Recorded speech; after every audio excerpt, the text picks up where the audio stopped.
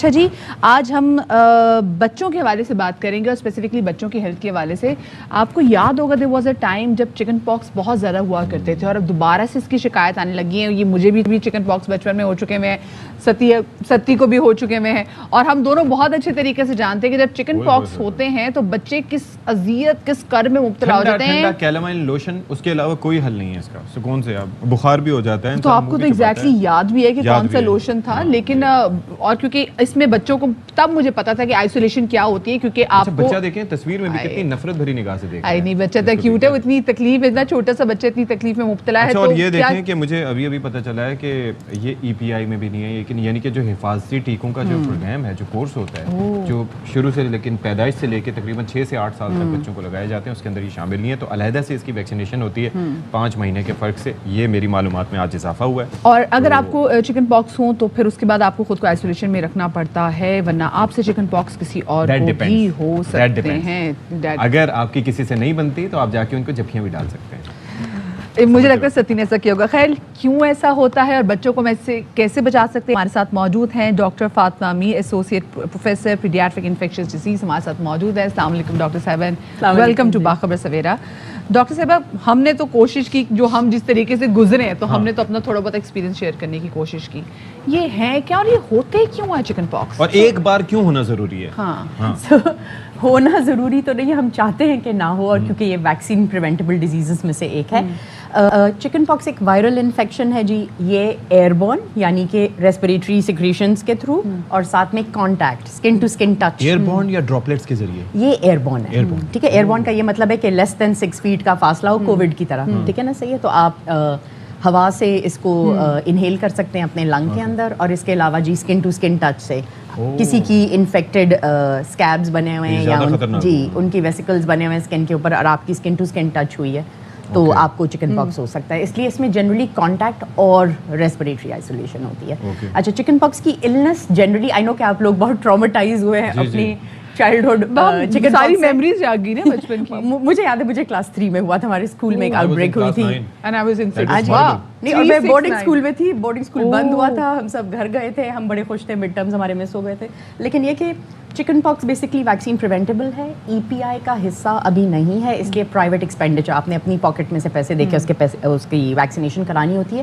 Generally recommended ہوتی ہے 1 سال کی عمر میں, اور پھر 18 مہینے کی عمر کے اندر ہم 2 ویکسینز کا ایک کورس کرواتے ہیں. 1 سال اور 18 مہینے, جی.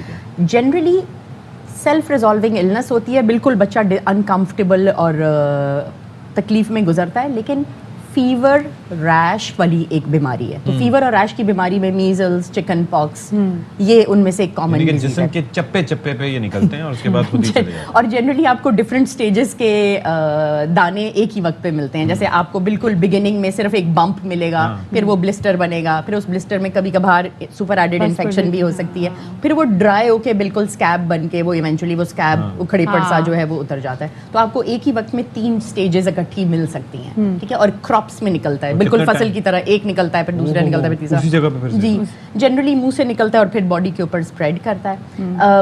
اسکریچنگ کا یہ کہا جاتا ہے کہ آپ اسکریچنگ کوشش کریں کہ نہ کریں, کیونکہ اس سے ذرا زخم بننے کی اور پھر وہ نشان رہ جانے کی. تو ضروری نہیں ہے اسکریچ آپ کریں گے ہی, ظاہر ہے بچے کو آپ روک نہیں سکتے, لیکن منہ کے اوپر نہ کریں تو بہتر ہے. النس جنرلی بینائن ہوتی ہے, لیکن جو ورینگ ایجز ہوتی ہیں وہ جیسے آپ کہہ رہے تھے 10 to 19, یعنی کہ ایڈولیسنٹ, پریگننٹ عورت, اور ساتھ میں 0 to 2 months والا بیبی, تو ان میں جنرلی ذرا زیادہ سیویئر النس ہوتی ہے. اور ظاہر جو آپ کے گھر کے سینئر سٹیزنز ہیں, جی جی جی, جو نانا نانی, دادا دادی وغیرہ, جی بالکل صحیح. اچھا, ایک اور چیز بھی ہے کہ دیکھیں, ایک تو یہ ہو گیا کہ آپ کی اسکن جو ہے وہ بیسکلی آپ کے سب سے بڑا آرگن بھی ہے, اور آپ کے جسم کے اوپر ایک ڈھال ہے. وہ جب ہٹتی ہے اور بلسٹرز کی وجہ سے وہ ایکسپوز ہوتی ہے, تو کیا کوئی سیکنڈری انفیکشن کا چانس ہوتا ہے کسی اور؟ بالکل ہوتا ہے, کیونکہ آپ کی جلد پہ کچھ جراثیم ہیں جو آرام سے رہ رہے ہیں, جب کمینسلز جسے آپ کہتے ہیں نا, کہ کرایہ دار بھی نہیں ہے, بس وہ رہ رہے ہیں آرام سے اور کچھ بھی آپ کو نہیں کر رہے, بالکل. اور ساتھ میں یہ کہ تھوڑی سی مائکرو ٹراما ہو, ابریژن ہو, کوئی لیژن ہو, تو انفیکشن کے چانسز ہوتے ہیں. ریممبر کہ ہر چکن پاکس سپر ایڈڈ انفیکشن کے ساتھ, ہماری زبان میں اس کو امپیکٹیجنائزیشن کہتے ہیں, کہ اندر اسٹرینز بھی ہوتی ہیں مختلف چکن پاکس کی, وائرس کی جیسے ہوتی ہے. چکن پاکس وائرس کی اسٹرینز ایز سچ نہیں ہوتی. چکن پاکس کی فیملی کے اندر بیسکلی میں بھول رہی ہوں, مگر یہ کہ چکن پاکس کی فیملی, یہ جو ابھی آپ آج کل खबरों में सुन रहे हैं मंकी पॉक्स, जी, उससे monkey- डिफरेंट है, अच्छा। उससे डिफरेंट है। मंकी पॉक्स जो है वो स्मॉल पॉक्स फैमिली वाली चीज़ है, अच्छा। ठीक है, तो वो एक डिफरेंट चीज़ है, मगर फैलती वो भी चिकन पॉक्स की तरह ही है, तो जैसे जैसे ये कि आपने कहा कि एयरबॉर्न होती इनहेलेशन है और साथ में कांटेक्ट। अच्छा मुझे बताएं कि जब बच्चों को जब चिकन पॉक्स होते हैं तो हमें भी याद है कि एक तो सिर्फ आइसोलेशन के अलावा कपड़े भी जो है वो मलमल के जो है वो पहना दिए जाते थे, सिर्फ कंफर्ट के लिए ताकि सिर्फ स्किन comfort ब्रीथ के कर सके, लेकिन वैसे आप बच्चों को नहा सकते हैं चिकन पॉक्स के अंदर।